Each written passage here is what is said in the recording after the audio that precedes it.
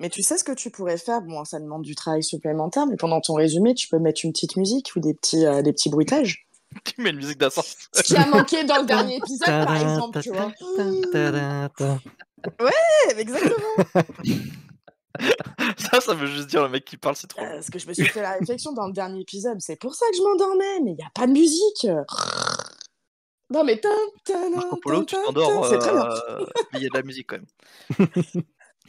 Bon. Mais au pire, on mettra la version Director's Cut du résumé que j'avais fait avant dans un passe-bin, tu sais. Tu veux t'enregistrer 2 fois, t'es sûr de toi? Non, mais dans un passe-bin, Ah oui, pour ceux qui veulent, pour Vegas. C'est ça, juste pour Vegas. Juste Lui, pour Vegas. Il a trouvé hilarant, lui. Just open the doors, Dr. Foreman. Eh? Doctor Who? What are you talking about?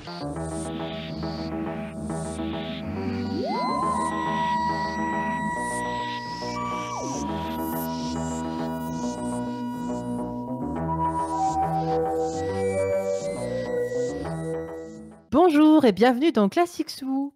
Aujourd'hui, nous allons parler du toit du monde, des sables qui chantent, des 500 yeux, d'un mur qui ment, du cheval de Chengtu, du vilain Kublai Khan et de l'assassinat à Pékin. Et aujourd'hui, dans cet épisode, nous retrouvons les comparses habituels. Nous avons Lily. Bonjour. Et puis nous avons Falca. Coucou. Et puis il y a aussi Ja. Bonjour. Voilà. Comment ça va? Ça va et toi? Ça va. Ça On va était bien. tellement impatients de faire cet épisode, cet Ah mais enregistrement. ça a été pour moi, une envie pressante. De vite passer, quoi. Pour s'en débarrasser. Ouais. Pour s'en débarrasser. Vraiment, je leur ai dit sur Discord, je leur ai dit: «Vite, on enregistre parce que Marco Polo, je n'en peux plus». Bon, on va pas dégoûter les auditeurs, hein. Ceux d'après, bon, bah, peut-être pas celui d'après, mais ceux d'après, ils sont vachement bien. Ben, en tout cas, je suis entièrement, ravi de vous retrouver et puis sans plus tarder, on va, directement, passer, au, comment on appelle ça? Présentation. À la présentation de l'épisode. Oh là là, mes Ah là formules. là. Heureusement, je suis là pour te carry, Ah t'inquiète. mais merci Ja, je suis fatigué. Hier, j'ai eu une GA, c'était voilà. Et beh, voilà, mais de quoi on parle aujourd'hui, Ja? Et bah, figure-toi qu'on va parler de Marco Polo. Mais Ça, c'est un non! truc de fou. Un Wow. truc de fou, je te jure. C'est pas vrai. C'est un petit bonhomme, je sais pas si vous connaissez. De toute façon, on va voir dans le résumé, qu'est-ce qu'il fait de sa vie ce garçon. L'épisode, il a été diffusé du 22 février au 4 avril 1964, fait par le scénariste du coup John Lucarotti. On retrouve du coup le docteur, donc le premier docteur William Hartnell, Suzanne Foreman, donc jouée par Carol Ann Ford, Ian Chesterton, joué par William Russell, Barbara Wright par Jacqueline Hill. Et c'est une histoire découpée en 7 parties. Donc on a Roof of the World pour le premier, Singing Song ensuite, 500 Eyes ensuite, The Wall of Lie, Rider from Chengtu, Miley Cobra Khan et Assassin of at Peking. Merci, pour ton incroyable, accent anglais, Ouais, j'ai Ja. fait l'accent, un mot sur 2, j'ai l'impression, mais ouais. Mais tiens, garde la main. Est-ce que, c'est un épisode qui pour toi, est important pour découvrir les classiques? Ah! Alors la question qui fâche. Alors, Marco Polo, je pense qu'il est pas mal, en vrai, mais le problème qu'on a, c'est que c'est un épisode Recon. Donc, pour ceux qui savent pas, pour nos chers auditeurs, un épisode Recon, c'est un épisode où en fait la BBC, ils avaient enregistré l'épisode, puis je sais pas où ils les ont stockés, ils ont réécrit par-dessus, ils ont fait des bêtises et donc du coup, ils ont que les images qu'ils avaient envoyées à la presse et ils ont essayé de remettre l'audio par-dessus et faire un montage. Autant vous dire que, c'est un peu une sinécure à regarder parce que c'est pas enfin, le fait que ça soit pas animé, c'est un peu compliqué. Donc du coup, cet aspect PowerPoint sur une histoire qui est déjà compliquée et qui est longue en 7 parties, ça a été vraiment, ouais, compliqué pour moi à regarder et du coup, je conseille pas forcément, cet épisode en premier épisode. Voilà. D'accord, merci. Et Lily, du coup? Ben, bien évidemment que non, mais... mais, il y a toujours un mais, hein. Je le conseille tout de même pour faire une bonne sieste ou si vous êtes à court de Xanax, c'est parfait. Il y a des belles musiques. Il y a des sabots de chevaux. On entend des sabots de chevaux parfois. Ah ouais, on entend le même soundboard de bon, c'est pour plus tard ça, mais C'est après. ouais. C'est tellement transcendant. Et Falca, toi, qu'est-ce que tu en as pensé? Toi qui as résumé ce chef-d'œuvre télévisuel anglophone. Mais quel plaisir! Non, alors, en plus de le regarder plusieurs fois, une pépite. Non, mais c'est l'histoire qui a dû, je pense, qui a dû faire arrêter les gens de regarder les classiques parce que c'est tellement, enfin, c'est tout en recon. Il y a pas une seconde pour souffler, pour se dire: «Ah tiens, c'est animé, c'est cool». Non, c'est une horreur à résumer en plus. Et en plus, c'est vraiment dommage parce que Marco Polo, c'est pas un personnage, historique c'est pas le premier qui vient à l'esprit et là, ils ont attaqué par celui-là et enfin, c'est dommage que l'histoire soit aussi monotone, quoi. Ce que tu veux dire, c'est par rapport au fait que ils avaient l'envie BBC de faire des trucs un peu historiques pour que ça reste une série un peu éducative, c'est ça? Ouais, voilà et tu vois, Marco Polo, c'est pas le premier, Ouais. la première figure historique à laquelle tu penses. Mais c'est intéressant parce que, comme tu dis déjà, c'est vraiment, ouais, c'est le côté où on a eu un épisode avec, des extraterrestres, la fois d'avant, c'est-à-dire les Daleks, avec tout un côté scientifique, les radiations et cetera, donc un épisode fait pour Ian Chesterton finalement et là, on arrive avec un épisode Marco Polo qui est fait pour Barbara Wright, puisque c'est un épisode historique, purement historique, sans science-fiction, quoi. Tout à fait. Merci. Et toi, tu en as pensé quoi, Format? Et bah, comment expliquer que c'est la 4e fois que je le vois en Ah, mais t'es entier? maso. Parce qu'en fait, j'ai recommencé plusieurs fois la série classique avant de la terminer, entièrement, pendant mon full visionnage. Je suis extrêmement maso. Il faut dire que, bah, en fait, c'est sûr que les télésnaps, donc les petites photos qui ont été prises durant l'épisode, et qui ont été intégrées dans ce format-là, n'aident pas du tout, parce que parfois, on a l'impression, alors je ne fais aucun amalgame, mais d'être aveugle. C'est-à-dire qu'on entend juste, en fait, les mouvements des gens qui se battent, pour ne citer qu'une scène, le combat final entre Marco Polo et son ennemi, que j'ai trouvé, très rigolo parce qu'en fait, on a que des images arrêt sur image et on entend des ouh, Ah, ah. ah, On croirait à un match de et tennis en fait. Mais non après, moi je le conseillerais pas non plus parce qu'effectivement comme le dit, Falca, je pense que c'est une histoire qui a freiné beaucoup de monde et qui freine encore, hein, beaucoup de personnes. Il est dispensable à 100. Il ne sert pas du tout, l'évolution, des personnages. Peut-être un rapprochement entre le docteur, Barbara, Yann pour plus de oui. confiance, mais voilà, il y a pas de on ressent en fait que tout est centré vraiment sur le voyage de Marco Polo et je pense que c'est ce qui dessert aussi l'épisode. Oh oui. Un peu trop long le voyage. Ouais. Ouais, c'est vrai qu'ils l'ont bien fait durer. Enfin, ils auraient pu prendre le TER quand même, hein. Avec les grèves, ce sera toujours aussi long. Oh oui! Petit message politique là. Ça dénonce. Big up à tous les cheminots qui nous écoutent. Exactement, qui nous écoutent dans leur cabine, pendant qu'ils sont en train de contrôler les gens. On parle des contrôleurs, de la SNCF parce qu'il faut payer son billet, bien évidemment, et puis des gens qui conduisent, et puis tous ceux qui travaillent dans les gares. Si, la famille. You need my knowledge and ability to apply it, and then you need my experience to gain the fullest results. Results? Et puis Ouais, nous mais allons ça va. passer ouais.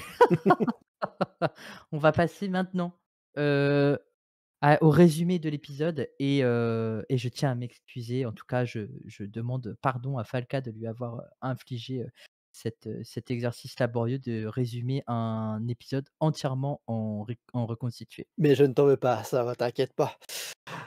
J'espère que par contre que vous êtes prêts pour un monologue. Oui, go! on est prêt pour un monologue.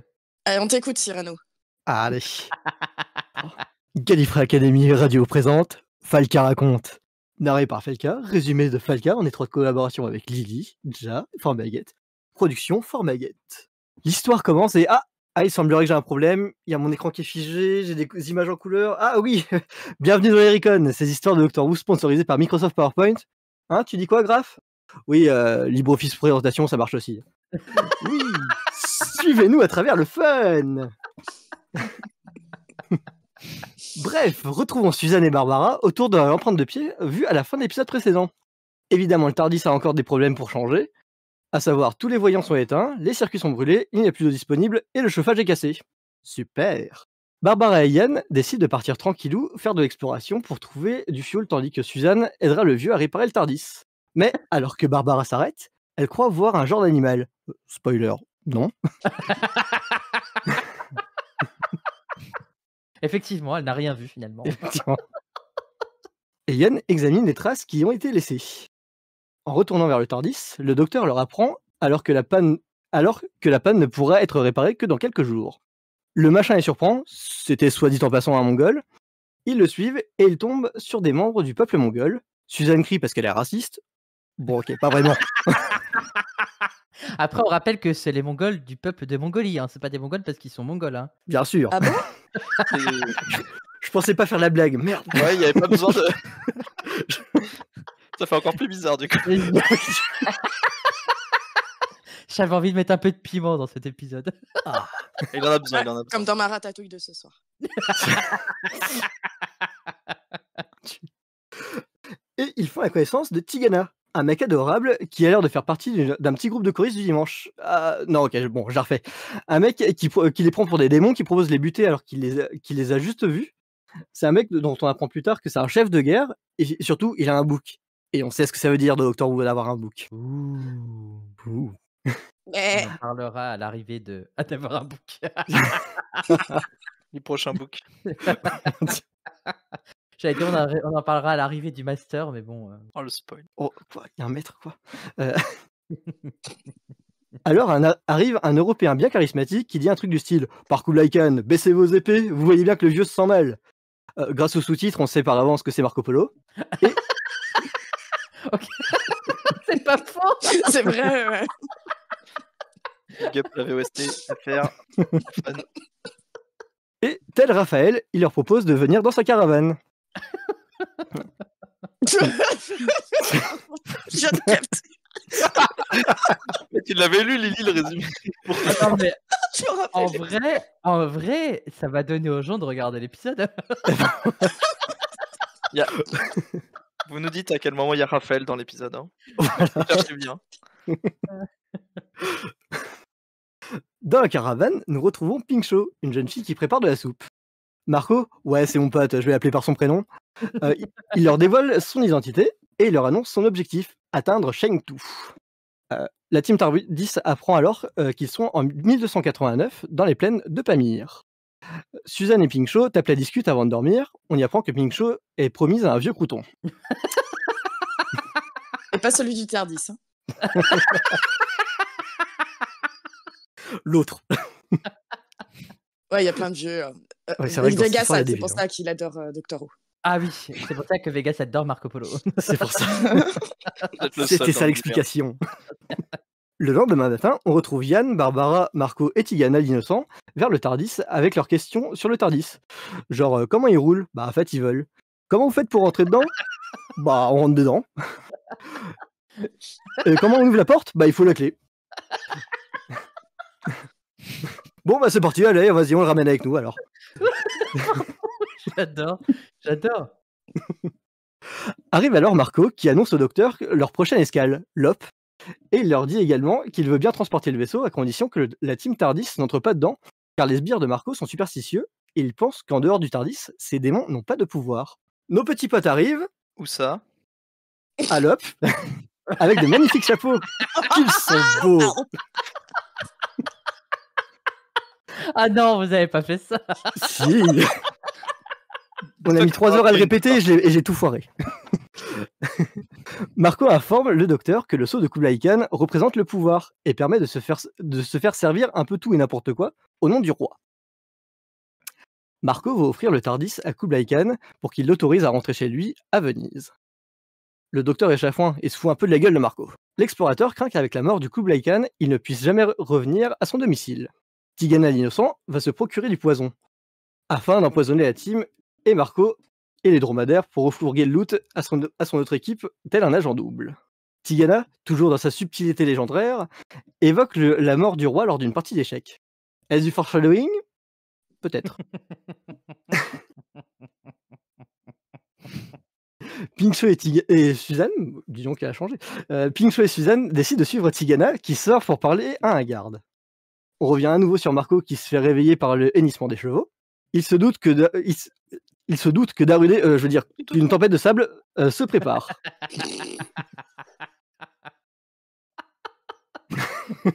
Il est déchaîné en fait. En fait, on va utiliser le résumé de tous les épisodes. Ah Il va devenir fou. Hein. Je pense. Tempête de sable qui va surprendre Suzanne et Pinchot, partis en vadrouille quelque temps plus tôt. Elles s'engueulent sur la meilleure manière de l'éviter. Suzanne veut rentrer, Pinchot rester pour ne pas se perdre. L'équipe se rend compte que les gamines ont disparu et se font avoir par les voies des sables. Ellipse sablée, finalement Tigana retrouve les filles et les ramène à la tente. Ellipse sablé. Ellipse sablé breton, bien évidemment. Ah, mais évidemment. Tout à fait. Les meilleurs. Merci. Suzanne a de gros doutes sur l'excuse de Tigana concernant sa justification de promenade nocturne. De son côté, ce gros traître de Tigana perce les gourdes d'eau. Marco, Yann et Barbara se rendent compte du méfait accompli et accusent les bandits. Ils décident de se diriger vers le nord, près d'une oasis, mais Tigana décide de ne pas venir. Bizarre, peut-être qu'il aime pas Wonderwall. Il prétexte vouloir retourner à Lop, mais Marco l'en interdit.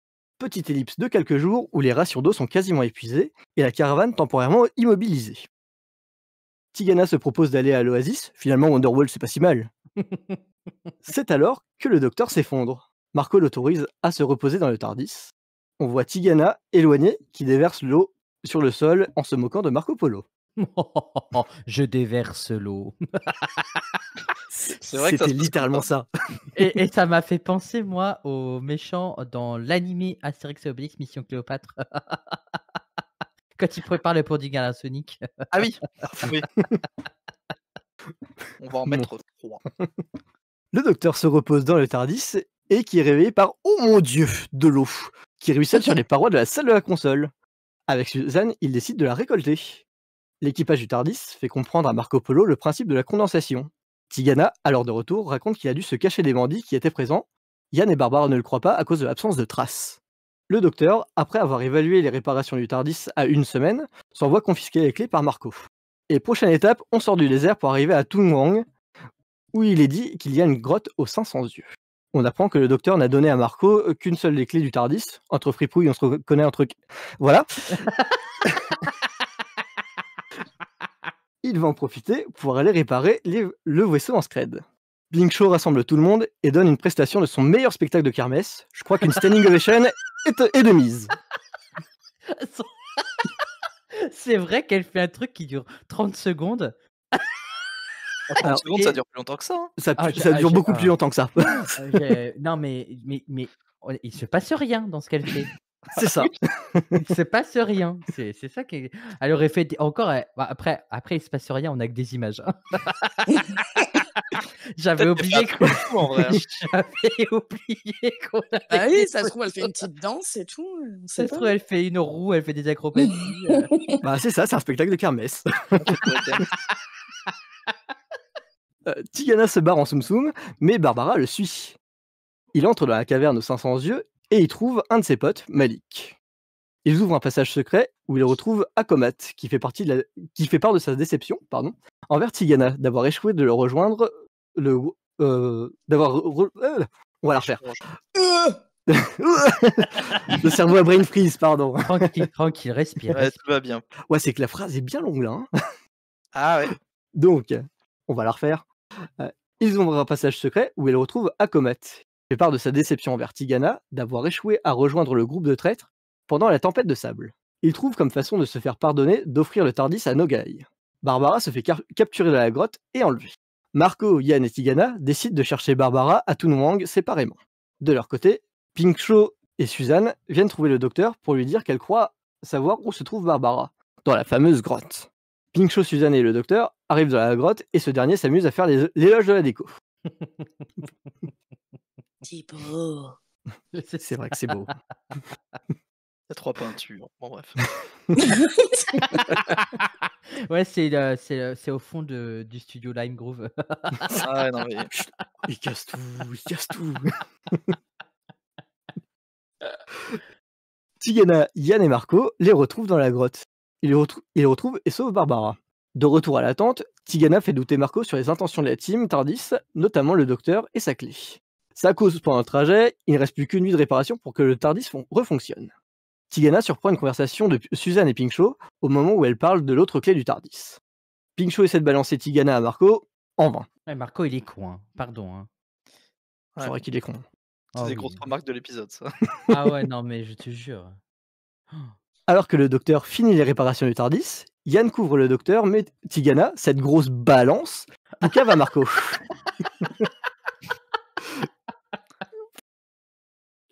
Du coup, Marco se rend compte qu'il existe une seconde clé et Marco confisque le TARDIS. Putain, on dirait la maîtresse d'école qui confisque les objets au docteur, quoi, comme si c'était un C'est mauvais élève. Au C'est coin. tellement ça. La team TARDIS fomente un plan pour récupérer les clés et se barrer. Yann cache une assiette pour ouvrir la tente et il tombe sur le garde, mais il est dead le chacal.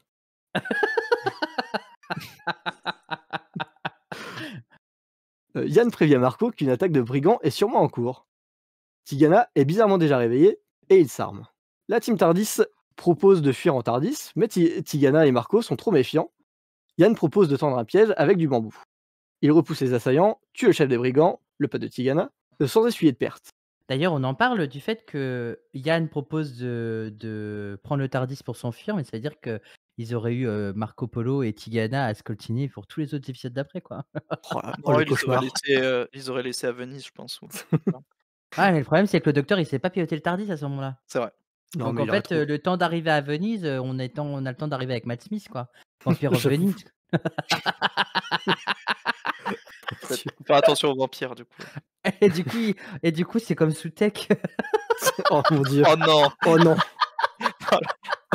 J'espère que Il y a tout le monde chien est à au-dessus. jour, J'ai rien dit de plus. hein. Ouais, c'est vrai. c'est vrai. Ils reçoivent une lettre en mode « Grouillez-vous » de la part de Kublai Khan. Pink Shaw et Suzanne comparent les carpes à la troupe de voyage. Tigana demande au nouveau PNJ voleur Kwiju de s'accaparer le TARDIS afin de le revendre à Tigana en cachette. Pink Shaw vole les clés du TARDIS à Marco. Yann assomme un garde et nos joyeux lurons se retrouvent à l'intérieur du TARDIS, sauf Suzanne qui se fait prendre en otage par Tigana. Ah ouais, non, mais la Suzanne, elle est con aussi. Hein.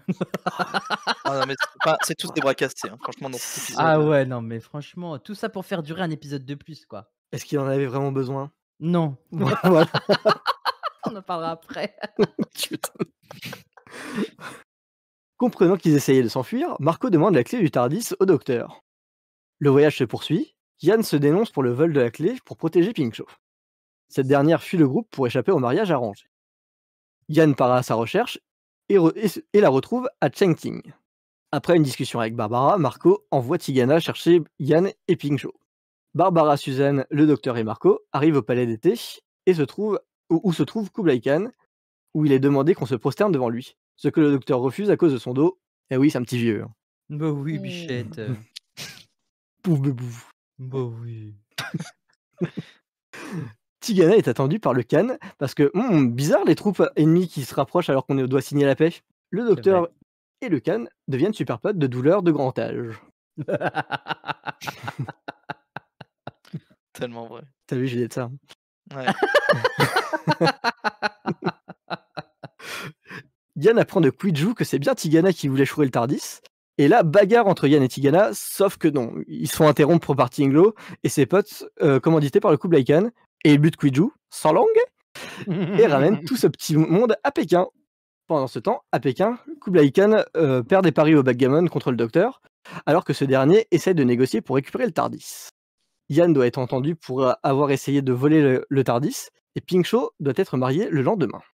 Tigana essaie d'embrouiller le Khan avec ses idées racistes. Le Khan apprend les intentions de Marco derrière son cadeau. Plot twist de ouf Godin, Pink Shaw est tenu au courant que son futur époux est décédé, et elle décide de rester auprès du Khan.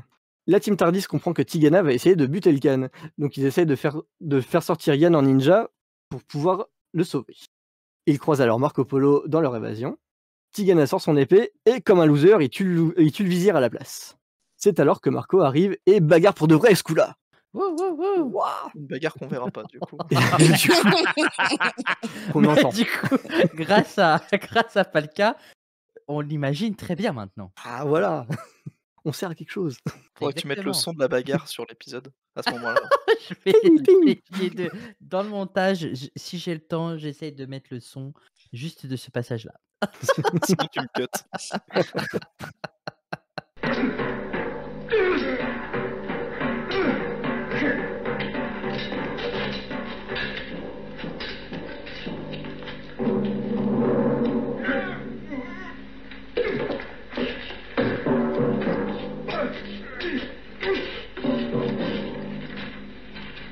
Après une longue séquence, Tigana se fait désarmer et, dos au mur, il s'empare d'une épée et se transperce lui-même. Marco intime le docteur de prendre les clés et de s'en aller. Le Tardis se dématérialise et Kublai Khan rend sa liberté à Marco Polo. Et fin OMG. Bien joué. Ben, moi j'applaudis parce que Ah, on applaudit. franchement, Ouais. c'est et alors pour ceux qui nous écoutaient, si jamais vous pouvez mettre en commentaire sur Spotify ou sur YouTube des gros GG à Falca pour son résumé parce que en vrai de vrai, c'était vraiment pas facile de résumer un épisode de cette envergure. Donc bravo Falca, félicitations. Merci beaucoup, c'est pour ça que l'épisode a mis un peu de temps à venir. Mais oui, mais c'est pas grave. Et je Ah. tiens aussi à préciser que si Kublai Khan laisse partir le docteur avec son Tardis, parce que Marco Polo il dit: «Oh c'est dommage, j'aurais bien vous en faire cadeau». Bah, Kublai Khan il dit: «Bah, de toute façon, comme il l'avait parié au Bagamon, je l'aurais perdu». C'est Voilà. vraiment des 2 joueurs, 2 papys qui jouent à l'EHPAD en fait. Ah ouais, non mais c'est trop rigolo. Mmh. C'est trop C'est les rigolo. vieux à Las Vegas qui mettent leurs pièces. Ouais. Exactement, exactement. Et ben merci, Falca pour ce résumé. Un plaisir. Well, anyway, the journey's finished. Et donc du coup, on va passer au point à noter, sur l'épisode, sur ce qu'on peut en dire et cetera et cetera. Et on va commencer par le docteur du coup. Yes. Concernant le docteur, comme vous avez pu le remarquer, il prend toute la partie 2 pour bouder. Le fait qu'il peut plus faire ce qu'il veut, genre comme un gamin dans un corps de vieux. Il est là en mode, «Oh non, vous voulez pas que j'aille mon Tardis réparer? Gna gna gna. Bon bah OK, je boude». Ouais, Gna, donc gna, gna. le fait que je dise que, Marco Polo est sa maîtresse, ça le fait quoi. Oh C'est mon ça. Dieu, on a trouvé le secret. Moi, il y a 2 trucs que j'aime bien à propos du docteur, c'est qu'il arrive quand même à faire une référence à Ghostbusters 20 ans avant que le premier film sorte quand même, avec son Not Afraid of Ghosts. Ouais, incroyable. Et puis j'aime bien quand il se met à rire hystériquement, comme le fou du village qu'il est. Ça me fait beaucoup rire quand il est Mmh. avec Marco et qu'il se fout de sa gueule. Moi, il y a un truc que j'ai noté sur le docteur qui m'a fait rire, j'en ai parlé juste avant d'ailleurs, hein, c'est le fait qu'il arrive toujours à se sortir des situations les plus rocambolesques. Genre, il devient ami avec Kublai Khan, à faire des parties de Bagamon et tout avec lui, alors qu'à la base, bah, ils se connaissent pas. Mais en fait, c'est la force du docteur parce qu'il fait ça aussi dans toutes les enfin, peu importe le docteur, il arrive toujours à s'en sortir et à devenir ami avec des gens qui pas forcément sont des ennemis, mais qui sont juste des PNJ, voilà, importants, dans l'histoire et il arrive toujours à s'en sortir. Je trouve ça trop rigolo. Mais ce qui est marrant, c'est que c'est bien fait parce que d'un côté, on sait qu'il va s'en sortir, bon, on s'en doute, mais c'est toujours inattendu sur la façon dont il y arrive. Oui, c'est ça. Et toujours sans stress, hein. Oui! Peu importe la Oui, c'est vrai qu'il situation, stresse il pas, reste ouais. zen, hein, papy, hein. Ah mais tout le temps. Il est jamais stressé le docteur. Il est énervé, mais jamais stressé, William Hartnell, je trouve. C'est vrai, c'est sa vie, quoi. Ouais, exactement. Après, on va se pencher un peu sur Suzanne. Bon, Bichette, elle est là parce qu'elle sert l'intrigue de Pink Show, c'est-à-dire que c'est sa meilleure copine, hein. Pink Show serait pas là, bah, finalement, il y aurait pas eu de Suzanne, sauf pour nous donner 2 épisodes de plus, parce que Suzanne, elle a fait la con en disant: «J'ai pas dit au revoir à Pink Show, attendez-moi» et elle se fait kidnapper par Tigana. Donc non, c'était pas utile Suzanne que tu fasses Tellement, ouais. voilà. Moi, j'aime bien ces interactions avec Pink Show. Ça me fait rire, c'est: «Oh, toi, tu viens d'où? Oh, c'est trop compliqué. Et toi, tu fais quoi là? Moi, je vais me marier avec un vieux de 75 balais, moi, j'en ai 16». Et puis, sa réaction, c'est: «OK». Genre, Ça fait très série AB, je trouve. Oui. Ah ouais. Bon, c'est sûr que, bah, Suzanne, voilà quoi, c'est un peu comme Barbara quoi, et c'est la prof d'histoire dans un épisode historique. Bien que ce soit Yann qui nous apprend, plein de choses, du genre que, assassins, c'est la racine du mot, assassine en anglais. Mais voilà, Barbara a pas pour nous dire que Cathay, ça veut dire, enfin que c'est c'est la Chine. Voilà, elle sert pas à grand chose non plus, Bichette, hein. Ouais, Ouais, on la retrouve en prof 5 minutes et puis après, Ouais, on c'est oublie ça, l'épisode, quoi. exactement. bah, attends, elle essaie quand même de spoil la vie de Marco en lui disant C'est ouais, vrai. tu sais que tu vas quand même revenir, hein, mec. Mais chut, j'ai rien dit, j'ai rien dit. C'est tellement C'est vrai. vrai, c'est vrai, c'est vrai. Mais bon, pour un épisode historique, elle a pas eu beaucoup d'implications non plus, Barbara, finalement. Après, elle avait pas lu dans le livre qu'elle serait là aussi, pour le vivre, quoi. C'est vrai, elle l'avait pas encore lu, finalement. Ils ont oublié de le mettre dans les manuels. Vous vous rappelez l'histoire de Marco Polo quand il croise un docteur Avec avec une une boîte boîte bleue bleue. là? Il arrête pas de perdre ses clés, de voler les clés, de les retrouver. Vous vous rappelez pas de c'était la partie la plus intéressante de l'histoire de Marco Polo, quand même. Bah non, on a oublié, on est des êtres humains, on oublie tout.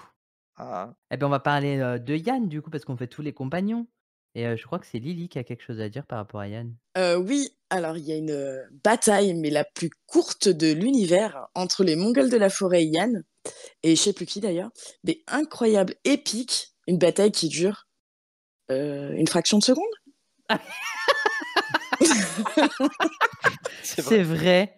C'est pas là où ils ont fait péter le maïs, ou le bambou Le dans bambou, le ouais. feu là?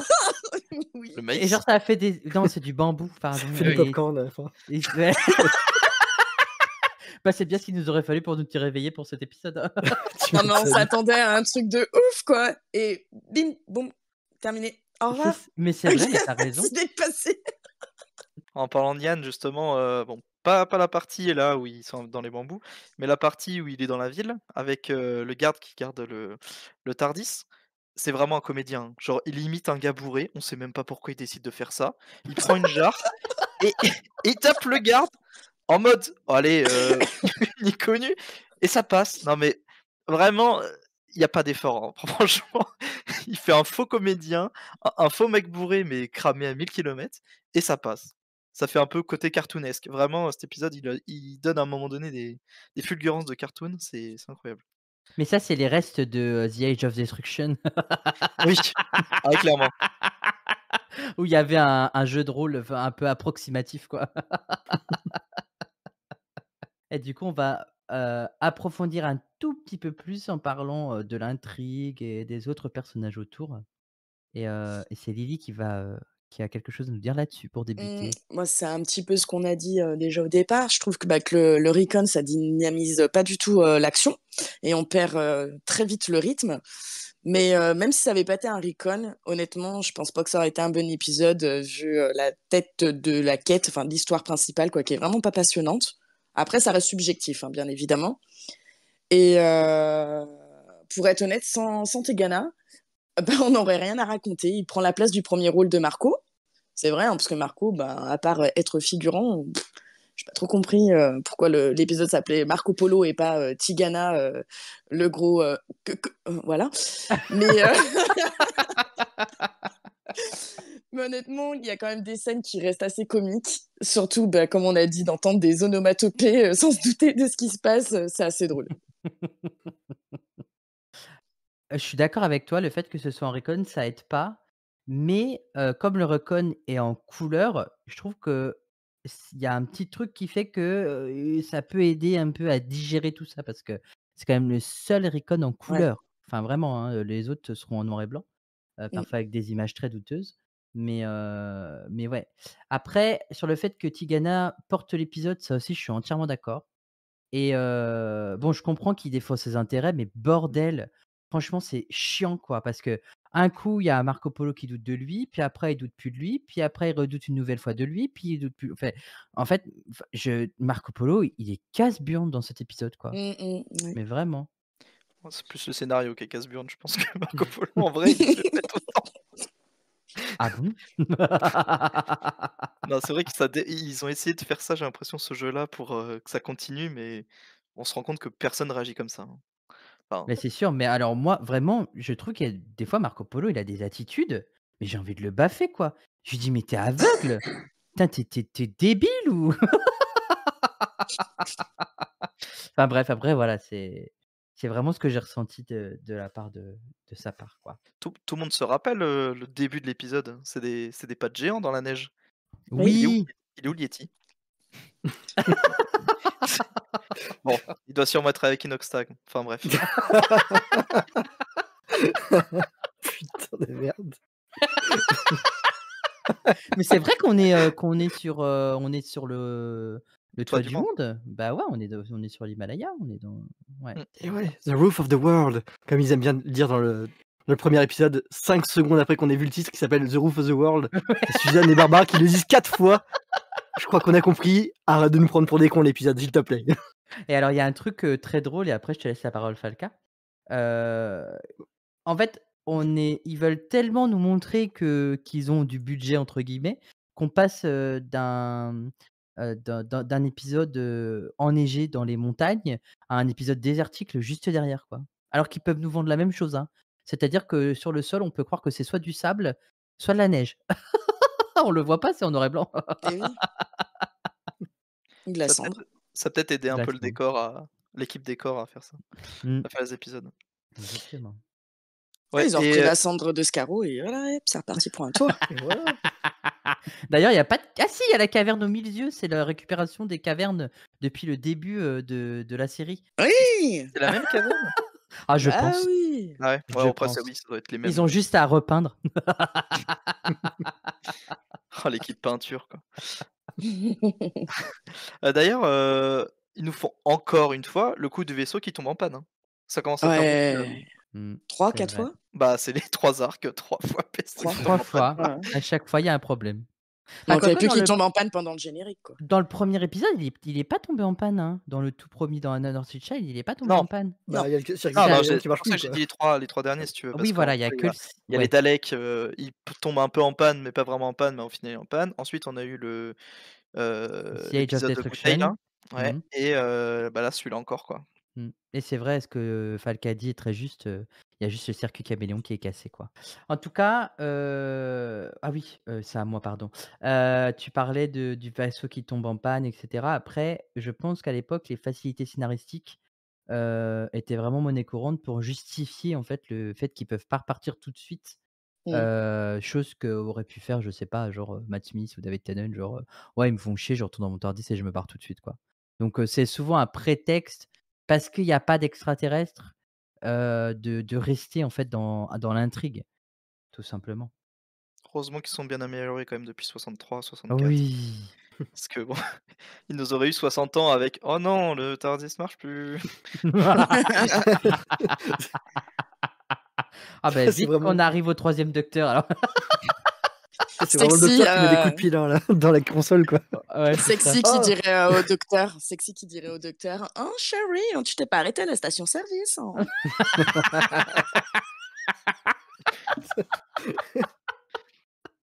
Et Sexy qui clignote en rouge, tu sais, comme le voyant de la Exactement, compétence.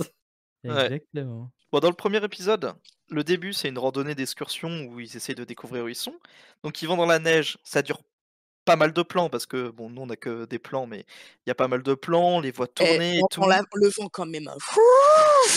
Ah oui, il y a le vent, ouais. Il y a le vent, il y a Ça pas peut être caché un jour. incroyable. Ah Il y non, a mais beaucoup attends, oui, de c'est vent. obligé, c'est un podcast, je vais pas te faire des blagues de micro trop proche de la bouche. Euh, Bordel, sa mère. Du coup, je disais, la randonnée d'excursion, elle dure plein de plans en mode ils sont partis, et en fait, au final, on se rend compte qu'ils sont qu'à 30 secondes du TARDIS parce qu'ils reviennent en un seul plan. Oui, c'est vrai. Alors que pourtant, il y a le temps en fait, en cet épisode de de de se balader, de découvrir des trucs et de revenir quoi, mais bon. Mmh. Non, il y a, comme tu disais, des facilités scénaristiques visiblement. Mmh. Bah, j'espère qu'ils avaient prévu des bonnes chaussures de rechange, hein, ça en fait des kilomètres. Clairement. Hem, alors ça j'ai trouvé ça très drôle, c'est la première rencontre avec Marco. Ils se font juger comme les reines du shopping par rapport à comment ils sont habillés. C'est vraiment, ils sont regardés de haut en bas et tout est jugé. C'est incroyable. C'est vrai.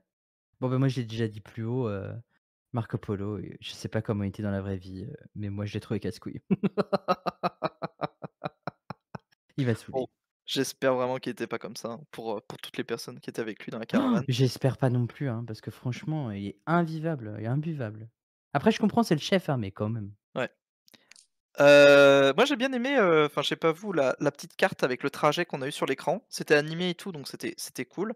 Par contre, je sais pas si, enfin, j'aurais bien aimé même qu'en fait, elle reste un peu plus souvent pour savoir vraiment où on se trouve. Parce que je sais pas si c'est dans l'épisode de base, mais ça aide à suivre, le documentaire un peu sur les Touaregs d'Asie, voir où ils se baladent, quoi. Et je pense qu'il était dans l'épisode de base, hein. Ah OK. oui? Mmh. Parce que on a l'impression vraiment qu'ils ont fait ça pour nous aider, Mmh. comme si on avait pas comme là, on sait que c'est des images qui sont, tu dit des photoshoots, des ciné-shoots, je sais Faut plus ce que tu dit. télésnap, on appelle des télésnaps. Des télésnaps, pardon. Des télésnaps et donc du coup, bah, je sais pas si c'est des images qu'ils avaient forcément dans l'épisode de base, quoi. Mmh. Non, c'est qu'ils voulaient te mettre un quart de seconde d'animation pour que tes yeux, ils se réhabituent, tu sais, au mouvement. Ouais, c'est juste pour te dire: «Ah ouais, en fait, on sait faire de l'anime, mais on va pas tout montrer». Waouh!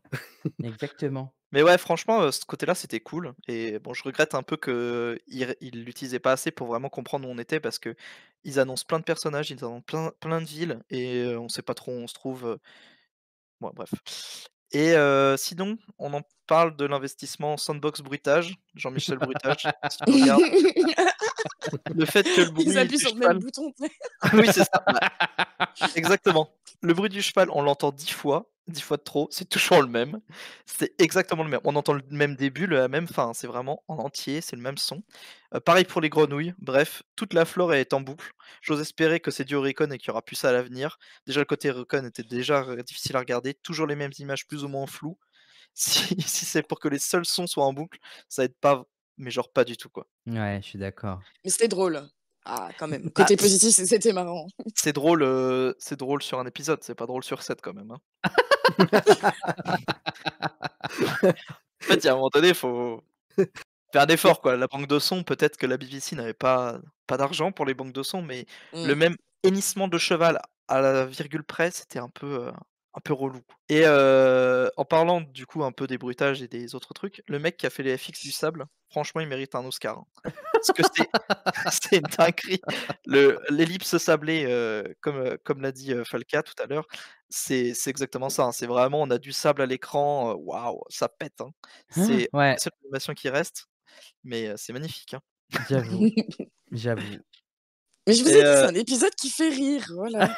et oui, enfin, Ou dormir, au choix. faut le regarder, Avec du pas 7e degré, quoi. c'est Oui, ça, faut pas rester trop sérieux devant l'épisode, hein, sinon Ah, vous pas du allez Et un bon vous verre de en whisky. Oh, aussi. sauf si vous résumez l'épisode. ouais, Oh là!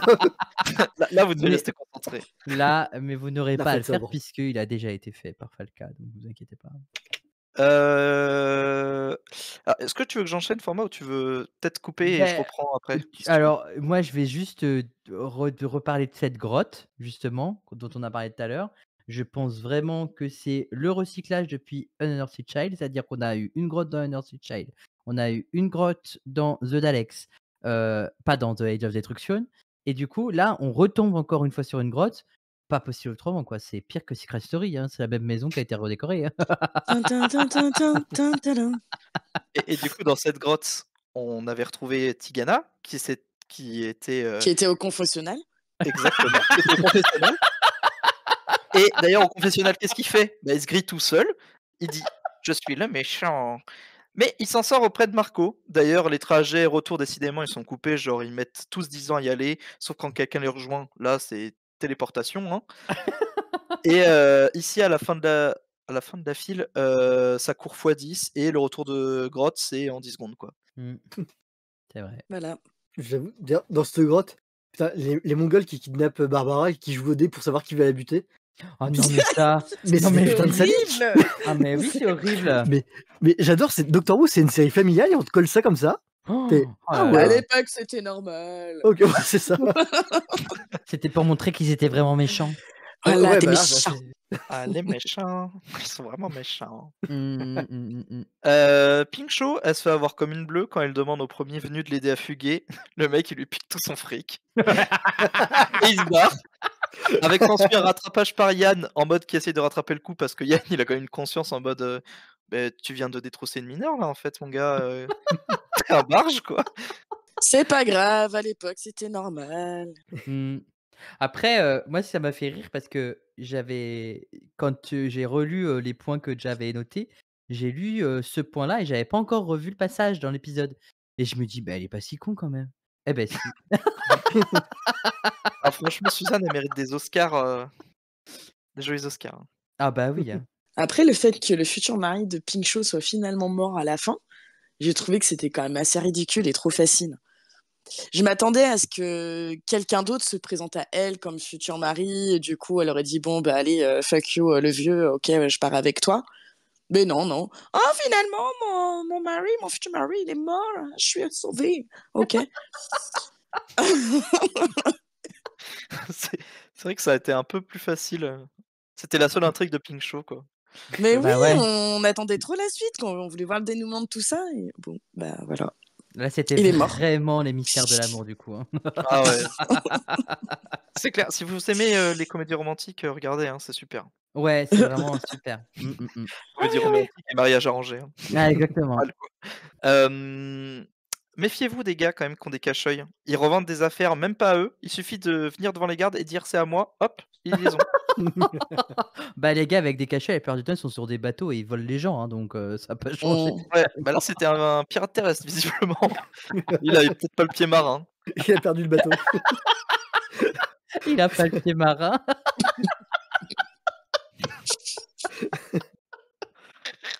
D'ailleurs, bon, le vieux docteur, on en a parlé, il s'agenouillait pas à cause de son dos, et ça aurait dû le rendre détestable puisque c'est le seul qui s'agenouille pas devant le Khan.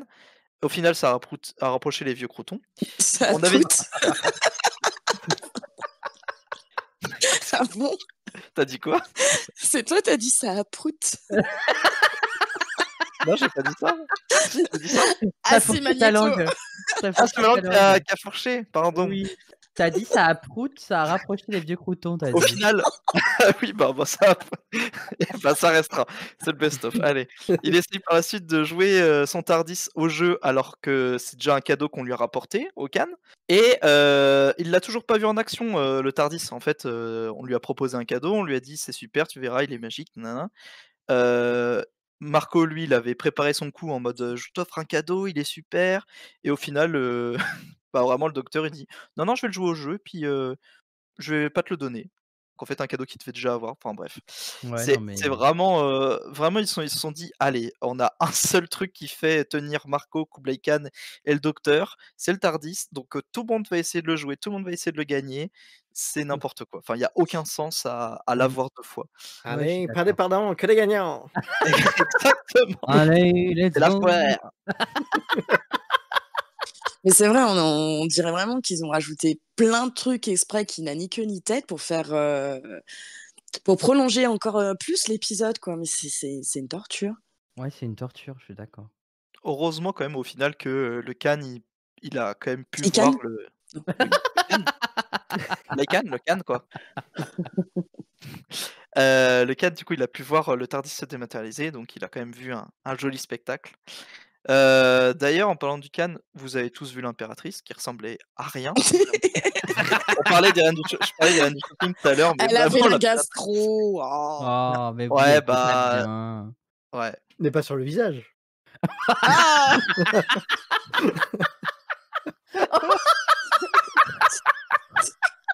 On sait pas Non, ce je qu'il a pense fait, hein. pas.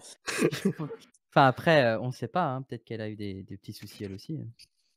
Bah après, quand même, le point positif un des points positifs, il n'y en a pas qu'un, faut pas abuser, de cet épisode, c'est les magnifiques costumes. C'est vrai, ils ont des costumes sublimes. Enfin, on voit pas trop, mais rien que quand on voit les images en couleur, on voit qu'ils ont eu du budget, je pense. Ils ont mis du budget dedans, ouais, c'est vrai. Sauf pour l'impératrice visiblement. C'est les restes. Il est resté 2 tapis, elle a dit: «Je les mets». N'importe quoi. C'était le rideau qui traînait. C'était le rideau de la loge en fait. Ah, ils se sont dit, il faut une impératrice. Je le prends, tant pis. Il reste que ça. Vite. Il faut une 100e figurante, vite. Mais c'est vrai qu'ils ont pas mal de figurants, tout ça pour qu'on les voit même pas. Et qu'on les entende pas. Pardon. Le mec qui un jour a dit: «Moi j'ai joué dans Marco Polo». «Ah ouais, t'étais quoi? T'as joué quel rôle?» «J'étais le figurant 273». «Ah ouais, on te voit plus en fait». Là, il y a une petite larme qui coule sur sa joue. C'est ça. On l'a vu une fois en 64 et depuis plus jamais. So long, Bichette. Il y a quand même une jolie publicité pour un shampoing ou pour un magazine de mode lorsque Marco et Tegana se battent avec des arrêts sur image de Marco le beau gosse, parce qu'il le vaut bien. C'est cette fameuse bataille où on entend les ah oh Avec 15 à 20 fois les mêmes plans.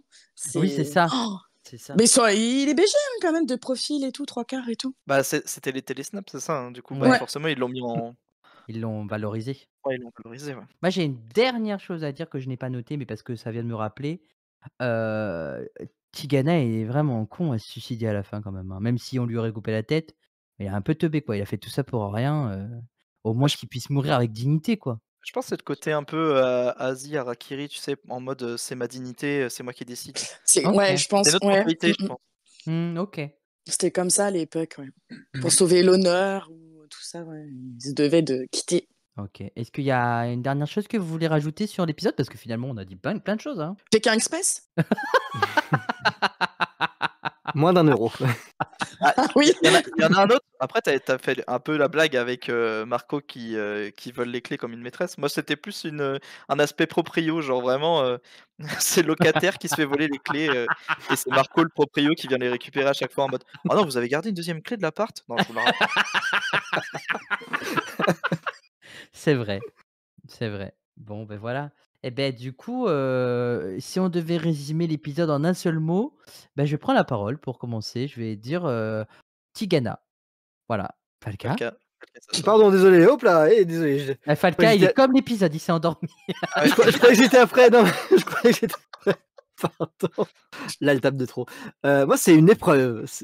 Je peux comprendre. Bah, le désert, hein, comme les 3/4 de l'épisode, hein.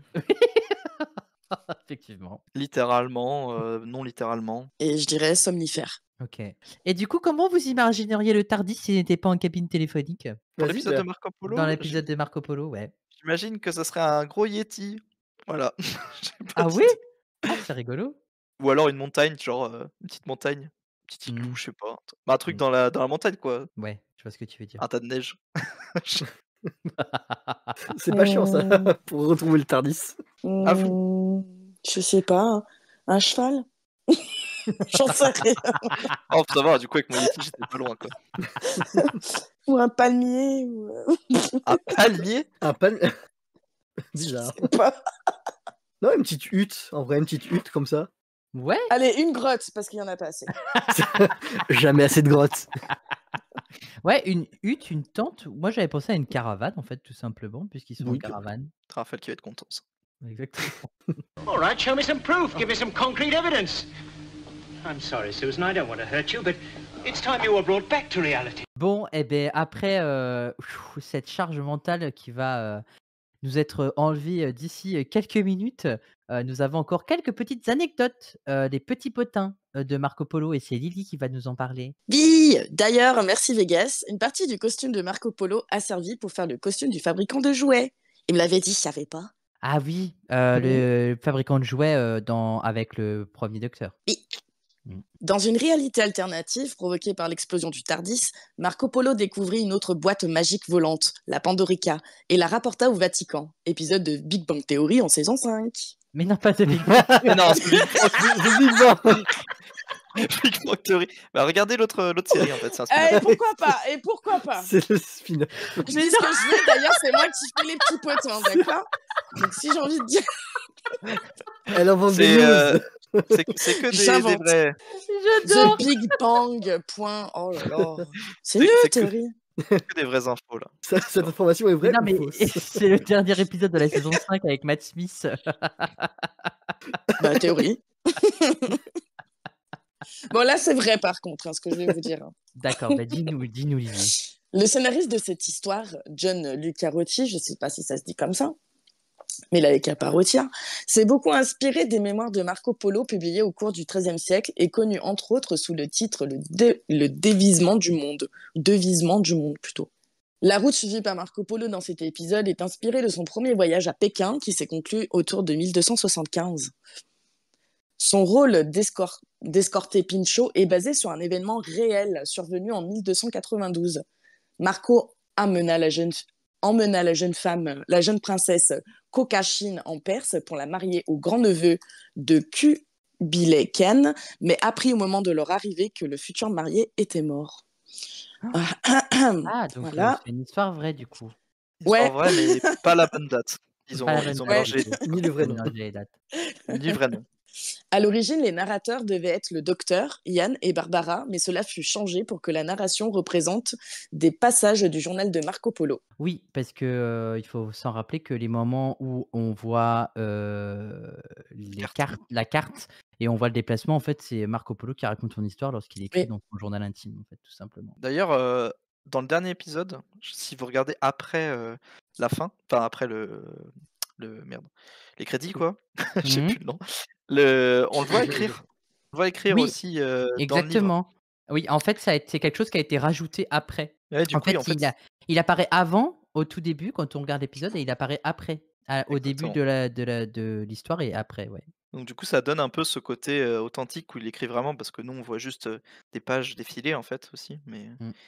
et c'est, je suis allé comparer parce qu'au début, j'y croyais pas trop, mais c'est vraiment la même forme de lettre et tout. Enfin, il écrivait vraiment comme ça, Marco Polo. Voilà. Bon, c'était en C'était italien bien par fait contre, pour en le coup. anglais. Bah, il a une belle En écriture, je trouve. en Hein. fait, il écrit en italien-français d'ailleurs, même pas en anglais. Mais il a une belle écriture. Puis même, ça devait être mélangé à un certain patouage aussi, je pense, à l'époque. Ouais, Oui, c'est je ça, c'est pense. l'italien-français en fait. Il était mi-italien, mi-français et il écrivait le patois de l'époque italien et non français. Et bah, nous allons terminer avec la citation marquante relevée par Falca dans cet épisode. Et du coup, c'est toujours Lily qui va nous la dire. Un jour, nous connaîtrons tous les mystères des cieux et nous arrêterons notre errance. Suzanne. Eh bah, merci Lily, c'était très instructif. Ah, et ben voilà, on est arrivé à la fin de Enfin de cet épisode. Attends, je me pince. Oh putain, c'est passé. On a fait Marco Polo. Oui depuis 3 mois, on l'attend. My Quelle God. partie de plaisir d'avoir fait cet épisode avec vous. Pas de l'avoir regardé, mais de l'avoir fait avec vous, bien évidemment. Pour ceux qui nous écoutent, n'oubliez pas que vous pouvez nous retrouver sur les réseaux sociaux. Nous sommes sur Instagram, nous sommes aussi, pas sur Facebook, mais vous pouvez suivre quand même la page de la Gallifrey Academy sur Facebook. Très important, n'hésitez pas à vous abonner à la chaîne YouTube.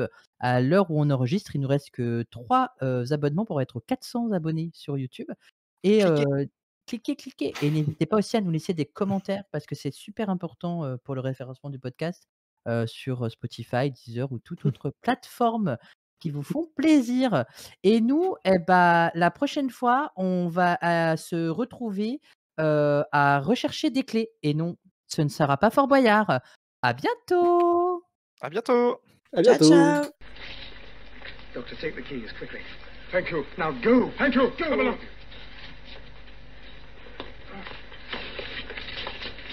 Susan, goodbye.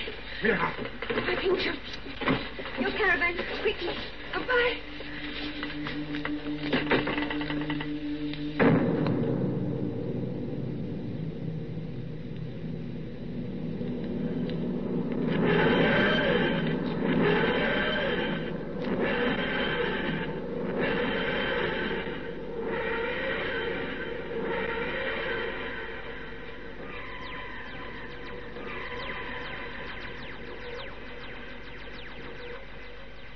I'm sorry, my lord.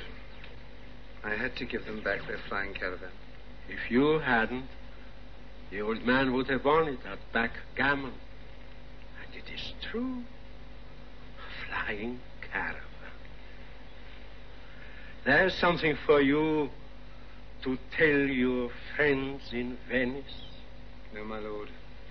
They would not believe half the things that I have seen in Cathay.